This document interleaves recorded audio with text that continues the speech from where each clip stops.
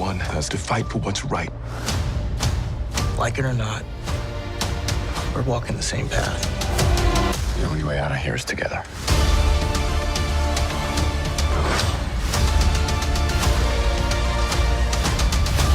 Who missed me?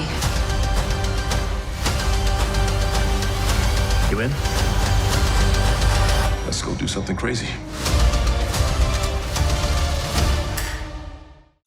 Welcome back, everyone. This is my Daredevil trailer video Marvel just released. It's because they just took back all the Marvel Netflix characters and shows to Disney+. I'll explain what this all means and some changes that they made setting up bigger things in the future Marvel Phase 4, Marvel Phase 5 on Disney+, and just in the MCU in general. How did you just do that? I'm a really good lawyer. So if you're brand new to my channel, be sure to subscribe to get all the videos. And speaking of Disney+, quick shout out to my friends at NordVPN who asked to sponsor this video. Normally on my Marvel episode videos, I do giveaways for Disney+ memberships, but some of you might live in countries where Disney+ isn't available yet and you have to wait forever to get new Marvel Phase 4 movies on streaming. But with a VPN, you can actually change the location you access content online from. Even if you live outside the United States, you can use a service like NordVPN to sign up for the US or the UK version of Disney+. I know everyone's waiting for Spider-Man No Way Home to hit Disney+. You can also use a VPN to stop anyone from snooping on your browsing history, which sounds like Kingpin was actually using Bishop's security for with those special phone apps. I'll add a link in the description below, or you can go directly to nordvpn.com/emergencyawesome, so be sure to check it out. They have a 30-day refund policy just in case you decide that it's not for you. So some of you may have already seen all the Marvel Netflix shows are on Disney Plus now, and Agents of S.H.I.E.L.D. This is mostly meant to be a Daredevil Netflix characters video, Luke Cage, Punisher, Jessica Jones, Iron Fist, but I know you all have lots of questions about what's happening with Agents of S.H.I.E.L.D. characters since Marvel is bringing back so many of these legacy characters that were from shows that were done by a completely separate group, Marvel Television, before they folded that into Marvel Studios and Kevin Feige took over everything. And then started bringing back the legacy characters in new Marvel Phase 4 movies, Disney Plus series like Daredevil and Kingpin. Because we have already seen Clark Gregg come back as a version of Coulson earlier in the timeline, so it's not unheard of for Agents of S.H.I.E.L.D. characters to come back into the MCU movies in the future. But Marvel just released this trailer celebrating the official return of all the Netflix characters. You've already seen Daredevil come back in Spider-Man No Way Home as his and Happy Hogan's lawyer. Let's hear what he has to say. Matt? You're gonna need a really good lawyer.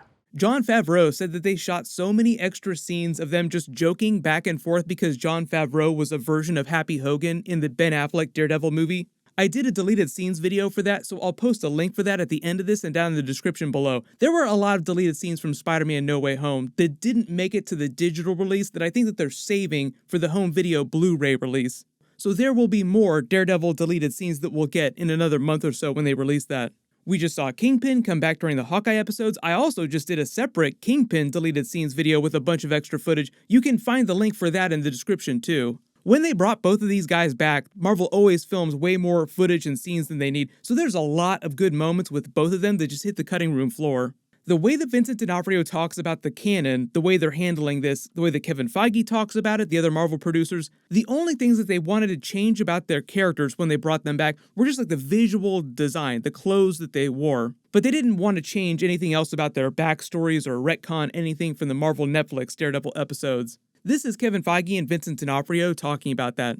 Talk about organized crime in the Marvel Universe, and you talk about the seedy underbelly of New York City, there is one primary character that comes to mind. He said, I want to bring you into the MCU, and I'm not going to say no to that. Like, that's pretty awesome. I really love playing this character. I liked creating him. Kevin threw out the idea that, what if this could be Kingpin? We had talked about doing a heavier set version of Kingpin. I love that because I was able to explain how I feel about the character and what motivates the character, and Fisk is really driven by emotion. When they brought Kingpin back, they even had him wearing the exact same cufflinks from the Marvel Netflix series. Kate Bishop winds up using that coin flip trick she learned from Hawkeye to get him with one of those cufflinks. The reason why Kingpin was always so obsessed with those particular cufflinks during the Daredevil episodes, and obviously during Hawkeye when they brought them forward, was they belonged to his father. Kingpin, as a child, wound up killing his father, and that's what set him on the path to becoming full-blown Kingpin. You may have also seen the recent comments that Charlie Cox himself was making the past week about doing a new Daredevil series on Disney+. That's because Marvel does eventually have plans to do that. It's going to be a while, but I'll explain what's happening next with the characters. At the time, Charlie Cox was mostly talking about how he thought that would work within the tone of the more recent stuff they've been doing on Disney+, like the Moon Knight episodes. A little bit more hardcore than, say, like the Hawkeye series, but they haven't really done a brand new Marvel Disney Plus series that's full-blown rated R or TVMA like they did for the Marvel Netflix series. All the original Marvel Netflix series were rated R, basically, like the TV version of rated R or whatever they call that in the country where you live. But the really cool thing that they just did on Disney Plus, and this is a big deal, is they added parental locks and brought a ton of adult content to the platform. In some countries, they have a special separate section inside Disney Plus, so if you pay for Disney Plus, you just automatically go to this subsection to find all the really hardcore stuff. Punisher is a great example of this. The most violence, most all-out crazy weapons and bloody takedowns of all the Marvel Netflix series. And as of right now, me posting this video today, Punisher is on Disney Plus. So if Marvel can put that on Disney Plus without making any edits, and they did not make any edits to any of the Marvel Netflix episodes, if they can do that on Disney Plus, Marvel can totally make a new Daredevil Disney Plus series that feels like it's in the same vibe as the original episodes, but with just way more MCU crossover characters and plot. During the original Daredevil Netflix episodes, the other Netflix series, they did reference a lot of big events in the MCU, like the Battle of New York during the Avengers movie.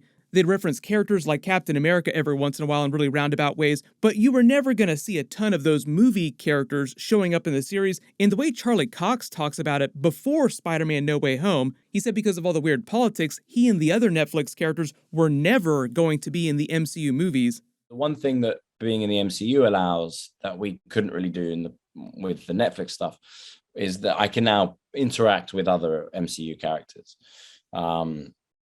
So that would be really cool. Crossovers would be is the thing I would like to do next. That was why during that clip he talked about, oh, now we can actually do way more MCU crossovers with characters, and that's what he's really excited to do in future projects. I've already mentioned this in previous videos, but he's not going to show up during Moon Knight or Miss Marvel episodes. Those are the next series they're releasing. Like Moon Knight episodes are going to start in a couple weeks. I'll be doing videos for all of them. It's going to be amazing. But later this summer, they're supposed to release the She-Hulk episodes. We don't have an actual release date yet, but Matt Murdock Daredevil is supposed to come back again during that because Matt Murdock is a lawyer representing superheroes, vigilantes in New York City. Jennifer Walters' She-Hulk is also a lawyer representing superheroes in New York City. It makes sense that they would run into each other through the course of their work and also separately as vigilantes at night as Daredevil and She-Hulk. They also confirmed that when he comes back as Daredevil, like full-blown Daredevil in a costume, the costume will be different. It'll be like an MCU redesign of the classic Daredevil costume. We don't have any concept art for that yet, but you just have to imagine a much more comic book accurate version of a Daredevil costume. Charlie Cox was also recently making fun of the Ben Affleck Daredevil costume too, just saying that it sucks. It was not a great costume. Daredevil and Kingpin are also supposed to come back during the Echo series next year. Kingpin did not die at the end of Hawkeye. There was an alternate ending deleted scene where Hawkeye was supposed to take the Ronin sword and send it to Kingpin with a warning to never come after him and his family, or he would return and kill him Ronin style.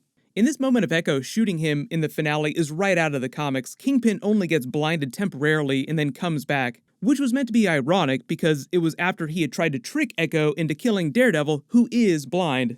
It is supposed to feel like an unofficial Daredevil Season 4, and they are supposed to bring back other Daredevil Netflix characters for that, like Foggy Nelson and Karen Page. Iron Fist is really like the only Netflix character that I think that we will not see come back in a big way. Maybe Jessica Henwick's Colleen Wing, though. We actually found out she was supposed to play Shang-Chi's sister in the Shang-Chi movie, but turned the role down because she had a scheduling conflict and because she said if she became his sister in the MCU, she would not be able to come back in a big way as Colleen Wing, implying that the door is still open for that. And Marvel's never going to do this, but my pitch for a new Iron Fist story in the MCU is actually to make him the villain in the Shang-Chi sequels. During Shang-Chi, we learned that his mother's people from this alternate universe worship this great protector dragon. It's kind of like their version of a celestial from their dimension. Very powerful cosmic being. The Iron Fist lore is that he has to kill a dragon, plunging his fist into its heart to take the power of the Iron Fist. So you just have Iron Fist in the MCU kill Shang-Chi's great protector dragon to take his power, and then Shang-Chi goes after him for revenge. You can get into the capital cities of heaven plot from the comics and do a cosmic tournament arc, which is perfect for the Shang-Chi character. He's a huge martial arts based character. What do you do with those characters? You give them a solid tournament arc. But let me know in the comments, where do you want all the Marvel Netflix characters to show up during Marvel Phase 4? Pitch all your ideas for how they come back. Everyone click here for that brand new Spider-Man No Way Home deleted scenes video, and click here for my new Miss Marvel trailer video and Easter eggs. Thank you so much for watching, everyone stay safe, and I'll see you guys in the next one.